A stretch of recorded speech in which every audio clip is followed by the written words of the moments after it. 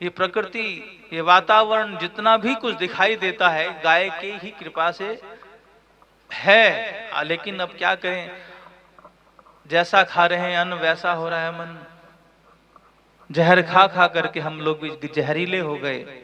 हमारा मन बुद्धि चित्त हर प्रकार से अशुद्ध अपवित्र हो गया।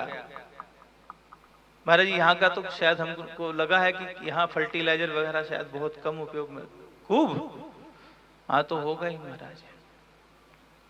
गाय के गोबर और गोमूत्र की जो महिमा को उनके घर घर में एक एक गाय रहने के बाद एक एक एकड़ में उसका गोबर गोमूत्र का जो विनियोग हुआ करता था महाराज जी, वो अमृत उस खेती वर्षा करती थी। आज फर्टिलाइजर डाल डाल करके हम अपने जीवन को ही नहीं, आपके माध्यम से तो ये समझिए जो जो उस अन्न को खाएगा उसको जहर आप लोग खिलाते हैं। आप सब किसान ही होंगे, हाथ खड़ा करें कौन कौन किसान है? अरे सभी किसान हैं। तो आप किसान हैं, आप अगर किसी को जहर दे दें तो पुलिस क्या करेगी आपके साथ? बताइए क्या करेगी, क्या करेगी? अरे बोलो ना जोर से। पकड़ के ले जाएंगे, क्या क्या करेंगे फिर उसके बाद सब पता ही है। तो वो अपराध है कि नहीं जहर देना किसी को? और आप लोग खेती में डाल करके जहर दे रहे हो तो आपके साथ क्या होगा? पुलिस तो कुछ नहीं करेगी, पुलिस तो कुछ नहीं करेगी, लेकिन कौन करेगा कुछ आपके साथ?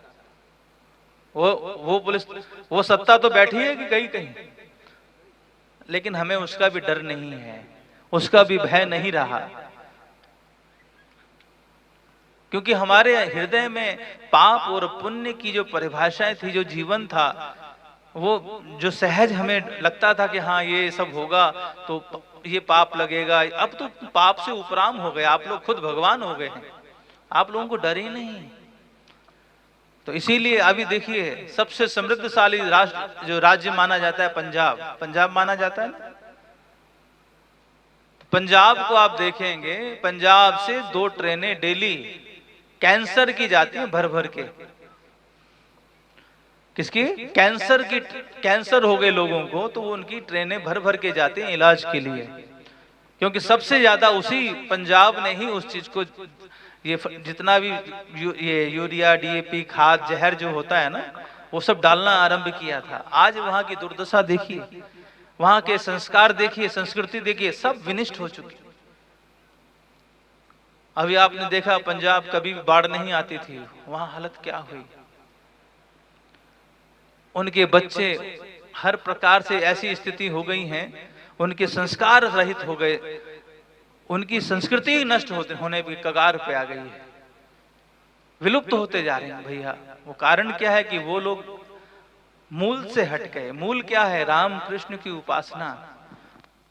गौ माता क्या हर समय वो गाय के नाम पर वो जर्सी एक लेकर के आ गए, जो कि पूतना कहा जाता है जिसे हमारी भाषा में, वो जहर उसके दूध में है। फर्टिलाइजर ले आए, जहर उसके रूप में है। तो हर प्रकार से उन लोगों ने जहर दे दे करके अपना, और हम जितने भी उनके माध्यम से जहां जहां भी अन्न गया उनका नाश हो गया। आज देखिए वहां, सच में बता रहा हूं मैं, गलत नहीं बोल रहा, वहां की स्थिति बड़ी विकट हो गई, हरियाणा की विकट होने जा रही है।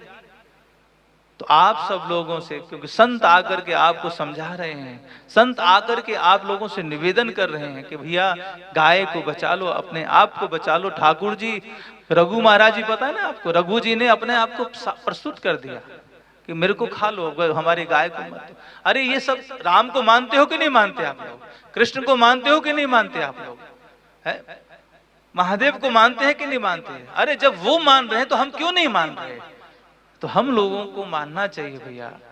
हमें अपना और अपनों का कम से कम उद्धार, अपना और अपनों को तो देखो, वही सब गंदी चीजें भी, जहरीली चीजें अपने बच्चों को भी खिला रहे हैं। माँ अपने बेटे को जहर खिला रही है नित्य। वही अन्न तो है खेत में जो आप लोग उगा रहे हो, तो जहरीला है कि नहीं है? ये मानते हो कि नहीं मानते? तो वही माँ पिसती है, वही माँ अपने बच्चों को खिलाती है, तो अच्छी बात है। फिर उसके बाद लाखों प्रकार की बीमारियां, हॉस्पिटल आदि आदि में कहां कहां अपना धन जो इकट्ठा करते हो, जो लालच में, वो उसका कई गुना जाकर के उसमें खर्च होता है। तो भैया हमारा तो इतना ही निवेदन है